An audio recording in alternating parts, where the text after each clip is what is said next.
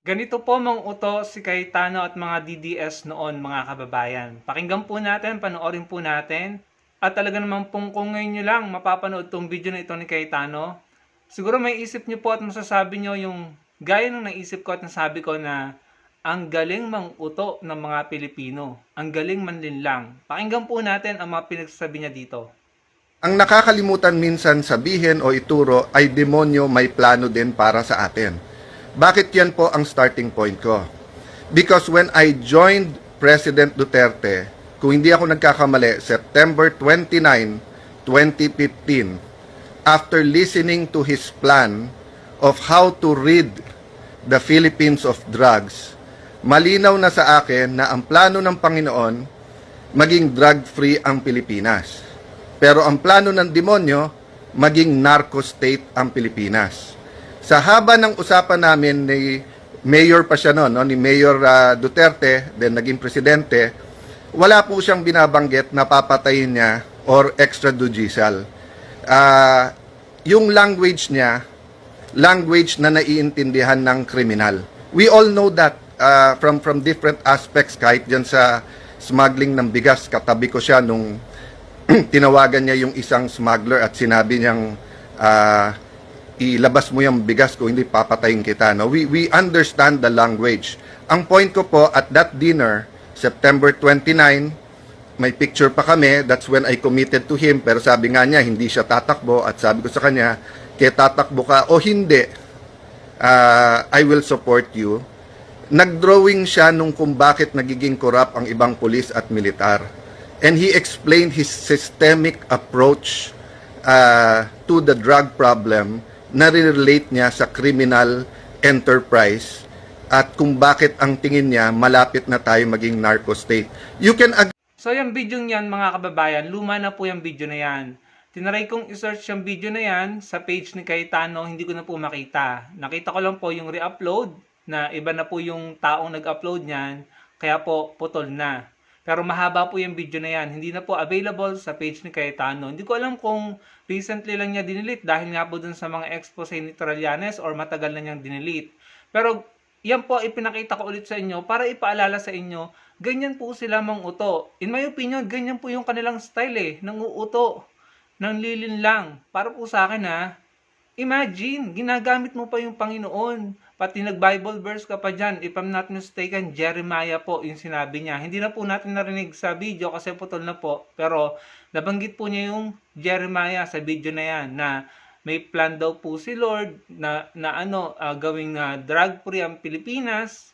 Pero may plan din daw ang demonyo na gawing narco country ang Pilipinas.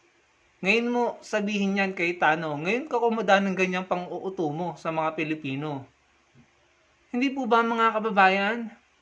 Ngayon mo sabihin yan na talaga namang ang dami pong ipinakita ni Trillanes na ebidensya, bank transactions na binerify ni Congressman De Lima sa AMLAC doon mismo sa hearing kahapon.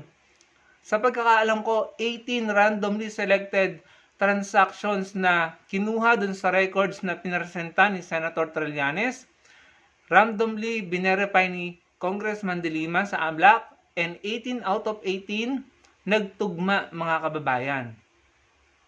So paano ngayon yan kay Tano? Yan ba yung reason kung bakit dinilit mo yung video? Paano mo ngayon i-debunk yung findings ni Senator Trillanes? So, tama ba yung opinion na nabuo sa isip ko na kayo ay sama-sama nyo nilinlang ang mga Pilipino, na ginago nyo ang mga Pilipino, na kayo ay nang uto, nagsinungaling sa mga Pilipino, pinroject nyo ang pamilyang Duterte na galit sa droga, pero in reality, yung base sa pinakita ni Senator Trillanes ay tila sila yung pasimuno. Yung pagkakadawit ni Pulong at ni Mans Carpio at ni Michael Yang na economic advisor ni Duterte, diyan sa magnetic lifters na yan na nakapasok sa customs nung panahon ni Duterte. Ito ay mga bagay na nangyari na nagsasabi sa mga Pilipino, malinaw ang ebidensya, ang mensahe. May mga simptomas at senyales, signs na yung pamilya niya talaga ay may kinalaman sa kalakaran ng illegal na gamot. Hindi lamang si Senator Trillanes ang nagsasabi niyan. Si Las Cañas, alalahanin niyo tong statement ni Las Cañas, Lord of all Lord daw. Sa South, pinaka-dangerous daw. Sa South. si Duterte, sabi nila Las Cañas.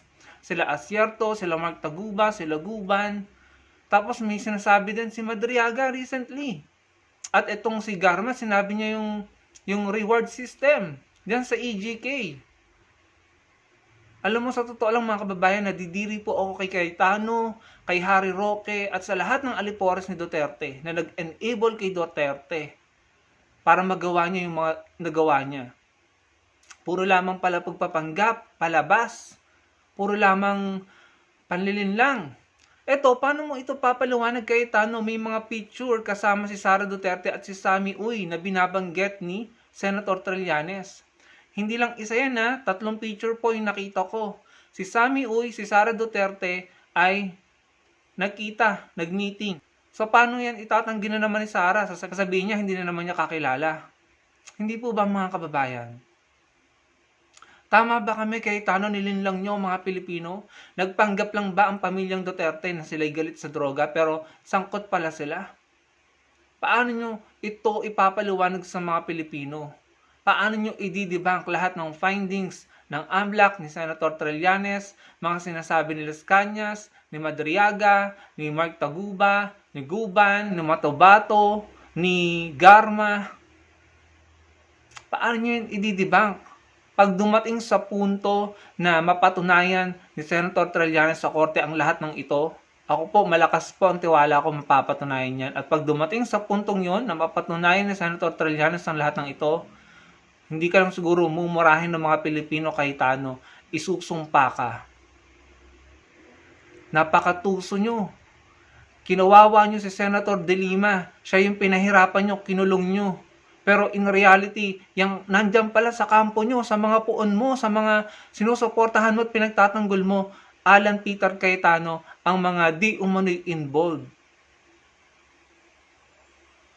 Kaya ba hindi nyo mapirmahan? Kaya ba hindi mapirmahan ng mga puon mo ang bank waiver?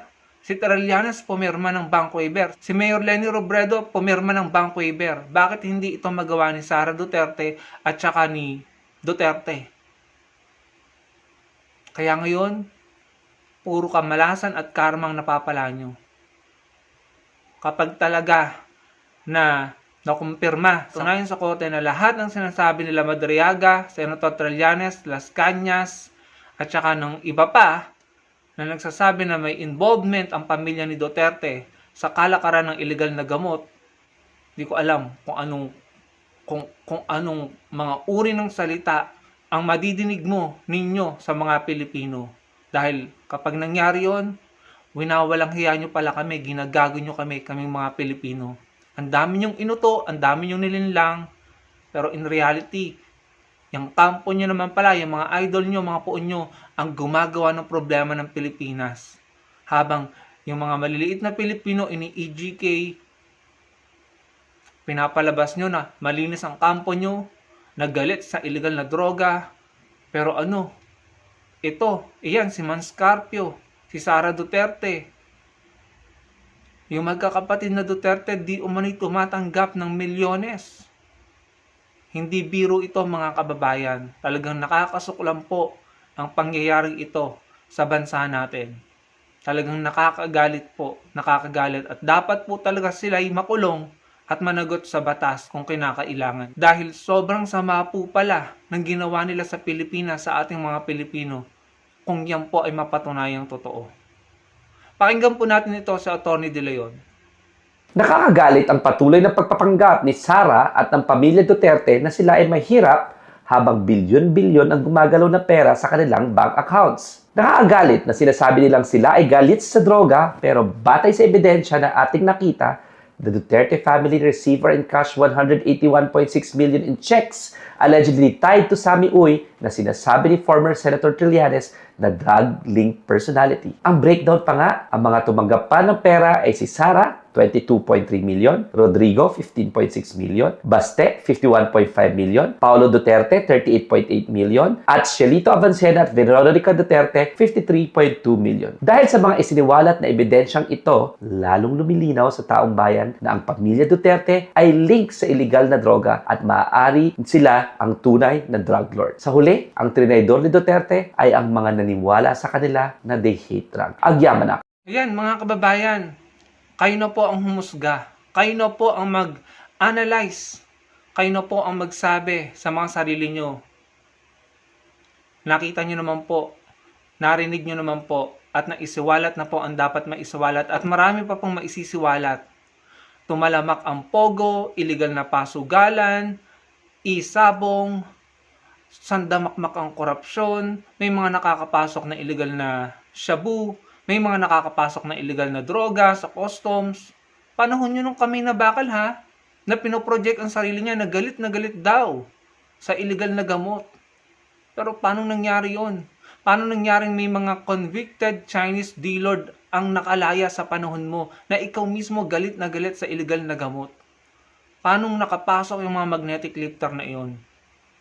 At ngayon, paano nyo i-debunk yung mga pinakitang bank transactions? May paper trail, may money trail na ipinakita si Senator Trillanes. Paano nyo yun i-debunk? At bakit hindi tumutugma sa salian nyo? Bakit may mga taon na walang cash holding si Sara Duterte? Grabe mga kababayan, grabe po talaga ang nangyari sa bansa natin. Ang dami pong pulis na nagbuwis ng buhay dahil dyan sa peking war on drugs na yan. Ang daming kabataan, inosente at mga alleged pa lang naman na mga street level na itinumba dahil dyan sa EGK na yan. Tapos malalaman mo sila tumatanggap ng limpak-limpak na salapi mula sa D-Lord. Anong klase yan mga kababayan? Tapos yung matitinong tao, sila Trillanes, sila Congressman De Lima, sila Mayor Leni Robredo, at yung bayaw ni Mayor Leni Robredo ang pinagbintangan nyo na involved. Kaya hindi nyo maipakulong eh. Kaya hindi nyo mapatunayan na guilty si Congressman De Lima kasi hindi totoo. At ngayon, binabalikan kayo ni Trillanes. Pag napatunayan ni Trillanes dahil may malakas na ebidensya laban sa inyo, mananagot kayo sa mga Pilipino, mananagot kayo sa buong Pilipinas at maaalala kayo ng mga Pilipino sa history ng bansa natin na kayo yung mga sakim sa kapangyarihan at masasamang tao. Dahil niloko nyo, nilinlang nyo ang mga Pilipino na nagtiwala sa inyo.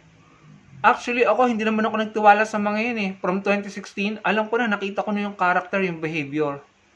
There's something wrong, kaya hindi ko po binoto si Duterte. At hindi ako nagkamali sa hindi pagsuporta sa kanya. Tama pala ako. Kaya wala akong pinagsisisihan.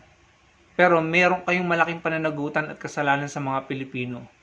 Kaya pala nung panahon nagkaharap si Duterte at si Trillanes sa Quadcom, ini-imply ni Trillanes na sindikato si Duterte. Na involved sa sindikato si Duterte. Anong naging reaction ni Duterte? Wala. Tahimik siya. Hindi niya ma-debunk yung sinasabi ni Trillanes.